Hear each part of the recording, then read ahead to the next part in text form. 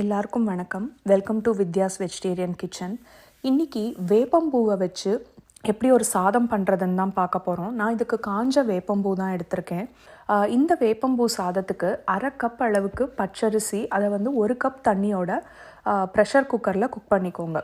Sorry, என்னோடய குக்கரில் முன்னாடி பருப்பு வேக வச்சுருந்தேன், அது கொஞ்சம் ஸ்ப்ளாஷ் ஆகிடுச்சு. ஸோ அதனால தான் அந்த ஒரு மெஸ்ஸியாக இருக்குது.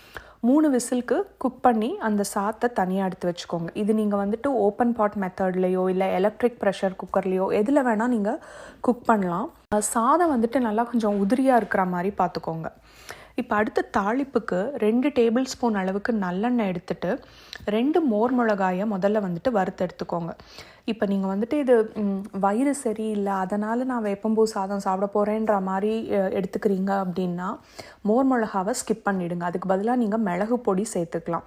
இல்லை நான் ஒரு ஃப்ளேவருக்கு எனக்கு ஒரு கசப்புத்தன்மையும் வேணும் என்னோடய சாப்பாடில், வாரத்துக்கு ஒரு நாள் இந்த மாதிரி சாப்பிட்லாம் அப்படிங்கும்போது மோர் மிளகாவை சேர்த்துக்கலாம். நீங்கள் இது ஒரு கலந்த ஒரு ஃப்ளேவர், ஒரு நல்லா காரசாரமாகவும் இருக்கும், அதே சமயம் அந்த வேப்பம்பூவோட அந்த ஒரு கசப்புத்தன்மையும் இருக்கும்.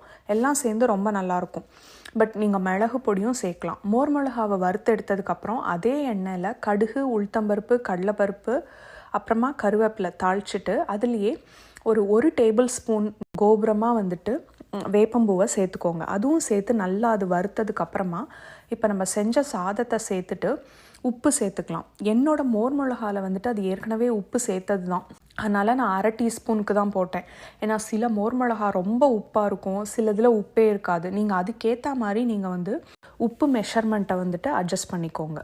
இப்போ இது நல்லா இந்த சாத்தோட கலந்து விடுங்க. கலந்துட்டு கடைசியில் நம்ம அந்த வறுத்து வச்ச மோர் மிளகாவை கையால் நல்லா க்ரஷ் பண்ணி அதையும் சேர்த்து மிக்ஸ் பண்ணிவிடுங்க. ஸோ இந்த சாதம் நல்லா ஒரு காரசாரமாக ஒரு துளி கசப்புத்தன்மையோடு இருக்கும். இது வேப்பம்பூ நீங்கள் இப்போ தான் சாதத்தில் எடுத்து பழகுறீங்க அப்படின்னா இந்த சாதம் ஒரு பெஸ்ட்டு ஆப்ஷன். இதில் நீங்கள் வெங்காயம் கூட சேர்த்து வதக்கிக்கலாம். நான் அந்த மாதிரி எதுவும் சேர்க்கல.